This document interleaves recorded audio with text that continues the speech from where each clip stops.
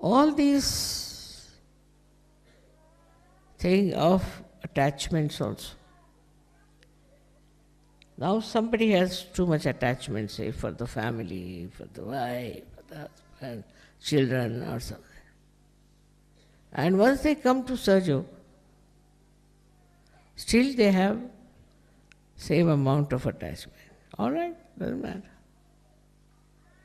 But how far they will go with that attachment, how long it will continue is the point.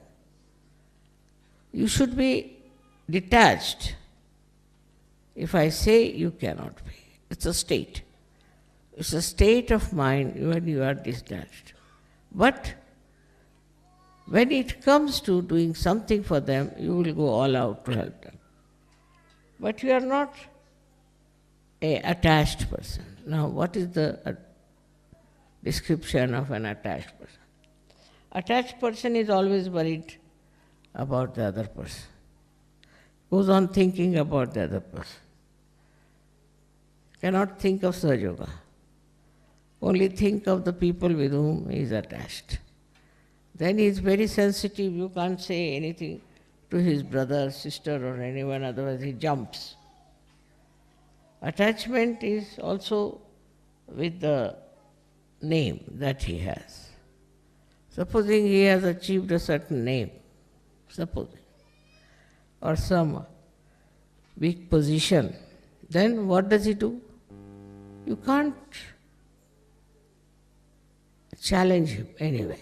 You cannot by any words you can challenge him. Because he is so identified with that.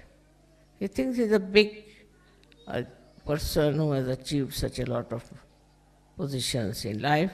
He is so much attached that he wants you,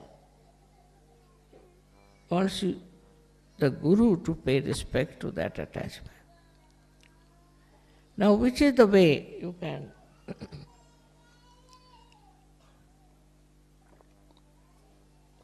solve that problem? Supposing somebody is very much attached to his wife, say for example, then you should not discuss and argue with that person, not at all. Because he is still coming up slowly up to this stage. Such a person is not absolutely a perfect Sahaja Yogi. So what do you have to do? If he is attached to his wife, let it be. But the divine will work it out. And he will realize that what he has been thinking, doing, and taking decisions is all wrong. And once he discovered it himself, then he will get detached. But if you go on telling him anything and try to argue it out, it will never work out. So you must understand that as human beings, whatever we were, also as Sahaja Yogis, we have problems. And these should be slowly should be dissolved. Not by argument, not by saying things, but by love and compassion. If you have love for a person, you will be amazed, 99% people value love. This is the third quality of human beings, I should say. First is his inheritance, second is he thinks, and thirdly that he values love. Anybody who loves, the another person values that love. Because he thinks that this particular person is loving me, not my wealth, not my beauty, not my this thing, but he is loving me. And this idea of love, this is something that will get him completely detached from that person easily. How? It looks very funny that if you like somebody, if you love somebody, and then you should get detached. It's only possible in Sahaja Yoga. In Sahaja Yoga, your state of mind is such that you are absolutely detached and absolutely attached. Now, for example, now, say I have my daughter.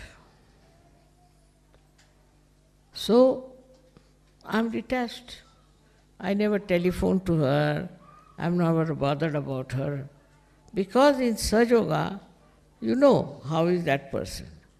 If the vibrations are right, why should you telephone? Why should you talk to her? Why should you ask for anything? No need. Only on vibrations you will know how the person is. And so it will seem that you are absolutely detached. But when you will find the vibrations are showing or are indicating something serious about that person, what you will do, you will put full attention to that. Full attention. You put attention, but not attachment. So the attachment doesn't solve the problem. What solves the problem is attention. But when you are not detached, then your attention is attached attention. It's an attention that is not available to everyone, an attention that gets stuck, absolutely stuck into that person with whom you are identified. Try to understand. So to be identified with someone is not actually what we can say paying attention to that person. And then your attention will work. If you are of that level, whenever you put attention to that particular person who needs your attention, it will work. But if you are all the time wasting your attention on a person because you are attached to that person, your attention will be tired. It won't work out. It's a big, I should say, a paradox. That if you are attached to someone, then your attention doesn't work. And if you are not attached to that person, you do everything else. Now you have to give lecture all the time, give lecture. Then I have to do some cooking, I'll do cooking, this, that, and that.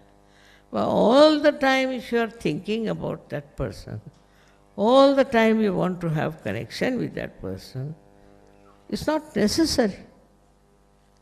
That person is all right. What is there to be so much worried about that person? After all, you have to do Sahaja Yoga, you have to do so many things, you have to raise Kundalini, you have so many. Now you are getting attached to one person somewhere. It's not a very good thing. By that kind of attachment, your attention also becomes useless, absolutely useless. So let the attention be free. Attention should not be bound by your attachments.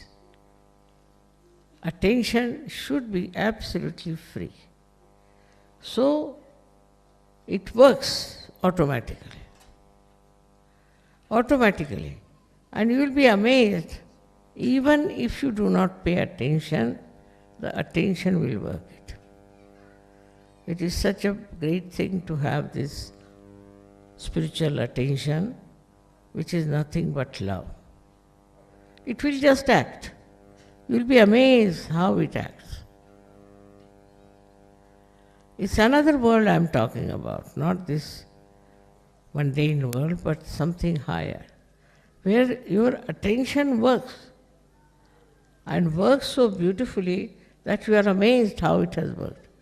But you should not bound it by your attachments. If it is bound, you can have a very limited sphere.